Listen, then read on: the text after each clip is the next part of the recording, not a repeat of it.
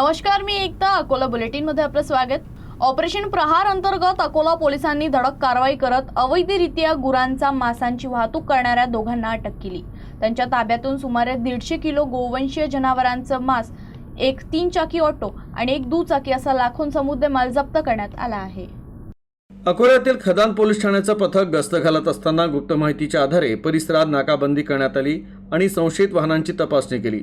दरम्यान आरोपी शेख रेहान, शेख रहमान आणि रशीद खान, युसुफ खान या दोघांना थांबवून झडती घेण्यात आली. त्यांच्या ताब्यातून सुमारे 150 किलो प्रतिबंधित गोमांस जप्त करण्यात आलं. या कारवाईत दुचाकी आणि ऑटो जप्त करण्यात आला. पोलिसांनी विविध कलमान्वये दोनही आरोपींविरोधात गुन्हा दाखल केला आहे. तर जप्त करण्यात आलेल्या मुद्देमालाची किंमत 3,50,000 रुपये आहे. पोलीस स्टेशन खदान हद्दीमध्ये आज आमच्या टीमला माहिती मिळाली की काही ठिकाणावरून गोमांस वाहनांमध्ये येत आहे. तसे आमच्या टीमने एक सापळा रचला आणि त्या सापळ्यामध्ये आम्हाला एक ऑटो ज्यामध्ये मोठ्या प्रमाणात गोमांस व एक 2 व्हीलर त्यावर सुद्धा गोमांस ठेवलेला होते. असे आम्हाला 2 वाहनं मिळून आले. जवळपास आम्ही 2 आरोपींकडून 3.5 लाख रुपयाचा मुद्देमाल आम्ही त्यांच्याकडून जप्त केलेला आहे आणि आमची पुढील कारवाई सुरू आहे.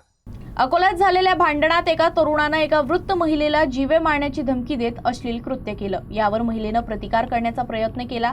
या प्रकरणी तरुणाविरुद्ध पोलिसात गुन्हा दाखल करण्यात आला आहे. अकोल्यात अश्लील कृत्य करत जीवे मारण्याची धमकी देणाऱ्या एका तरुणाला वृद्ध महिलेनं चांगलाच चोप दिला. ही संपूर्ण घटना घराबाहेरील CCTV आणि मोबाईल कॅमेऱ्यात कैद झाली. या प्रकरणी गंभीरतेनं दखल घेत खदान पोलिसांनी गुन्हा दाखल केलाय. अकोला शहरातील संतोषनगर इथं ही घटना घडली. या प्रकरणी आरोपी अतुल भांगे विरोधात विरेभंगासह इतर गुन्हे दाखल झाले आहेत. मी दारात उभी होती. तो अतुल भांगे तिथं आला आणि मला शिवीगाळ केली. शिवीगाळ करून पुढे गेला. मी त्याच्या मागे थोडी गेली आणि त्यानं मला गेटच्या बाहेर येऊन शिवीगाळ केली. खूप घाणारड्या शिव्या दिल्या आणि मी म्हणाली, बाळा मला शिव्या देऊ नको. तरी मला म्हणाला, तू तुझ्या बापाचा रस्ता आहे का? आणि मग मी त्यानं माझा हात फिरगाळला आणि मला त्यानं म्हणजे एकदम शिवी देऊन हात आणि विनयभंग केल्यासारखा त्यानं मला केलं. मग मी त्याला गोटा मारायचा उचलला. मग साहजिक आहे माझं गोटा मारणं. आणि तो तिथं जाऊन नगरसेवकाची मदत घेते आणि असा वागतो. हे वागणं चांगलं नाही. माझ्या दाराशी येणं चांगलं नाही आणि मला शिवीगाळ करणं चांगलं नाही. आम्ही दोघच जण राहतो. माझे मिस्टर घरी नव्हते. मी एकटीच घरी होती. मदतीला कोणीच आलं नाही. मला स्वतः त्याला करावं लागलं. मला स्वतः त्याच्या समोर व्हावं लागलं. पोलीस स्टेशन खदान हद्दीमध्ये एक महिला आहे. त्या महिलेने तक्रार दिली की तिच्या सुनेचा भाऊ घराजवळ आला होता आणि त्यांनी हात पकडला. अशा तक्रारीवरून, त्या महिलेच्या तक्रारीवरून आपण विनयभंगाचा गुन्हा त्याच्यावर दाखल केलेला आहे. त्या आरोपीवर आपण योग्य कारवाई करण्यात आली असून सदर गुन्ह्याचा पुढील तपास सुरू आहे. अकोला जिल्ह्यात बोगस सोयाबीन बियाण्यांमुळे हजारो शेतकऱ्यांचं मोठं आर्थिक नुकसान झाल्याचा आरोप आहे. या प्रकरणात शेतकरी आणि माध्यमांनी सातत्यानं आवाज उठवल्यामुळेच संबंधित कंपन्यांविरोधात गुन्हे दाखल होऊ शकले, असा दावा माजी आमदार अमोल मिटकरी यांनी केला. खरं तर अकोला जिल्ह्यातील शेतकरी बांधवांचं आणि पत्रकार बांधवांचं यश मानावं लागेल की महाराष्ट्रामध्ये पहिल्यांदा रवी या सोयाबीन कंपनीवर गुन्हा दाखल केला आणि सोबत बूस्टर या सोयाबीन बियाणे कंपनीवर पण गुन्हा दाखल झाला. अनेक दिवसांपासून अनेक कंपन्यांच्या तक्रारी होत्या. आम्ही स्वतः शेतकऱ्यांना घेऊन 2 दिवसांपूर्वी जिल्हा कृषी अधिकारी कार्यालयाला टाळं ठोकलं होतं आणि त्याच्यानंतर त्यांनी 3 दिवसाचा अल्टिमेटम दिला होता. 2 कंपन्यांवर गुन्हे दाखल झालेले आहेत. मात्र अद्यापही अनेक कंपन्यांवर गुन्हे दाखल होणं बाकी आहेत. नुकसान भरपाई मिळणं बाकी आहे. लढा हा सुरूच राहणार आहे. लढा बंद पडणार नाही. पण हे जे यश आहे, हे यश जे मिळालं ते अर्थातच आपण सर्व पत्रकार बांधवांनी आपापल्या चॅनलवर दिलेली प्रसिद्धी आणि शेतकरी बांधवांचा त्यामध्ये असलेला समावेश, त्यामुळं इथूनही पुढे आमची शेतकऱ्यांच्या हक्काकरता, न्यायाकरता लढाई ही तीव्र असेल. राज्यात पावसाळी अधिवेशन संपताच शिवसेनेच्या ऑपरेशन टायगर 0.3 ची पुन्हा चर्चा सुरू झाली आहे. नाशिकमध्ये या मोहिमेला सकारात्मक प्रतिसाद मिळत असल्याचा दावा केला जात आहे. या पार्श्वभूमीवर विदर्भातही राजकीय हालचालींना वेग आल्याची चर्चा रंगली. विदर्भातील सध्याच्या राजकीय परिस्थितीवर शिवसेनेचे प्रवक्ते प्रकाश डबले यांनी माध्यमांशी संवाद साधत भूमिका स्पष्ट केली. शिवसेना मुख्य नेते उपमुख्यमंत्री एकनाथजी शिंदे साहेब यांच्या नेतृत्वावर आणि विकास कार्यावर संपूर्ण महाराष्ट्राचा विश्वास हा दिवसेंदिवस वाढत आहे. येत्या काही दिवसात अनेक महानगरपालिका, नगरपालिका, नगरपंचायती येथील नगरसेवक मोठ्या प्रमाणात शिंदे साहेबांच्या नेतृत्वात शिवसेनेमध्ये प्रवेश करतील आणि याची प्रचिती संपूर्ण महाराष्ट्राला येणारच आहे.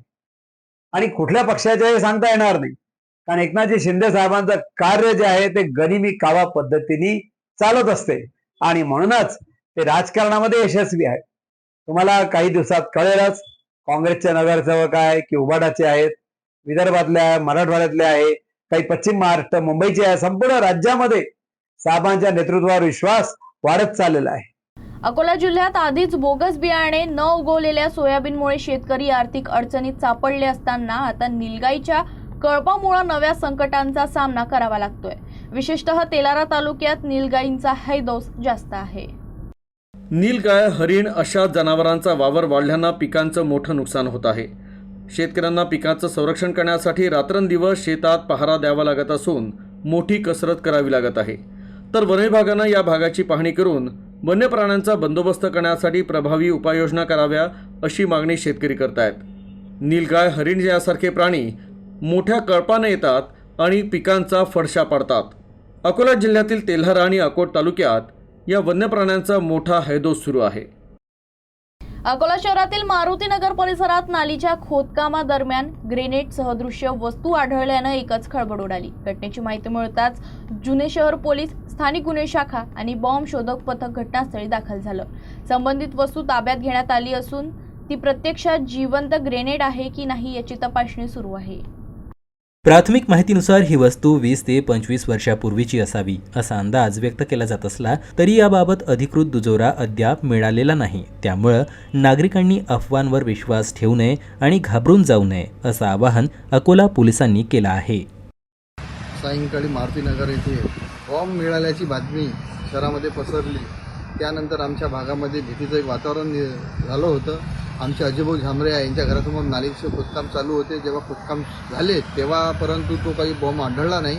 परंतु जेव्हा तो माल जमा करण्याची वेळ आली तेव्हा तो त्यांना दिसला आणि अजयभाऊंनी तो जुनेश्वर पोलीस स्टेशनला स्वाधीन केला. त्यानंतर तिथे आपले पोलीस प्रशासन, डॉग स्पॉटचे कर्मचारी आणि सर्व आमचे LCBचे PS साहेबसुद्धा तिथे आले व त्यांनी पाहणी केली. जे आमच्या एरियामध्ये दहशतीचं जे वातावरण होतं त्यांनी पाहणी करून त्या आमच्या परिसरातील नागरिकांना सूचनाही केल्या की काही घाबरण्याचं काम आहे नाही. त्यांचं योग्य तो तपास ते करत आहे आणि आमचं प्रशासनाला एवढंच म्हणणं आहे की जर त्याच्यामध्ये कदाचित अजून काही बॉम्ब कुठं असेल तर त्याची शहानिशा आपण करावी. अखिल भारतीय कुणबी समाज बहुउद्देशीय मंडळ यांच्यातर्फे अकोला जिल्ह्यातील कुणबी समाजातील गुणवंत विद्यार्थ्यांचा कौतुक सोहळा आणि समाज मेळावा राज्याचे कामगार मंत्री तथा जिल्ह्याचे पालकमंत्री ॲडव्होकेट आकाश फुंडकर यांच्या उपस्थितीत जिल्हा परिषद कर्मचारी भवन इथं मोठ्या उत्साहात संपन्न झाला. कार्यक्रमाच्या अध्यक्षस्थानी अकोला अर्बन बँकेचे माजी अध्यक्ष रामेश्वर फुंडकर होते. संतोष शिवरकार, राष्ट्रीय कीर्तनकार हरिभक्तपरायण शुकदास महाराज गाडेकर यांच्यासह अखिल भारतीय कुणबी समाज बहुउद्देशीय मंडळ पदाधिकारी सदस्य उपस्थित होते. समाजातील 10वी, 12वी तसेच JEE, नीट, MHT, CET, NTS, शालेय शिष्यवृत्ती परीक्षा, विद्यापीठ, राज्यस्तरीय विविध परीक्षा, कला, क्रीडा, साहित्य, संगीत आदी क्षेत्रातील अभ्यासक्रम व उपक्रम, MPSC, UPSC, MBBS, MD आदी अभ्यासक्रम, स्पर्धा परीक्षा यात यश संपादन करणाऱ्या गुणवंत विद्यार्थ्यांचा पालकमंत्री ॲडव्होकेट फुंडकर यांच्या हस्ते सत्कार करण्यात आला. यावेळी पालकमंत्री यांनी गुणवंतांशी संवाद साधून त्यांना पुढील वाटचालीसाठी शुभेच्छा दिल्या. तसेच मंडळांच्या विविध उपक्रमाचं कौतुक केलं. यावेळी मार्गदर्शक म्हणून श्रीकांत लांडे यांनी मार्गदर्शन केलं. कार्यक्रमाला जिल्ह्यातून समाजबांधव मोठ्या संख्येनं उपस्थित होते. आजच्या बातमीपत्रात इतकंच. पाहत रहा UCN न्यूज.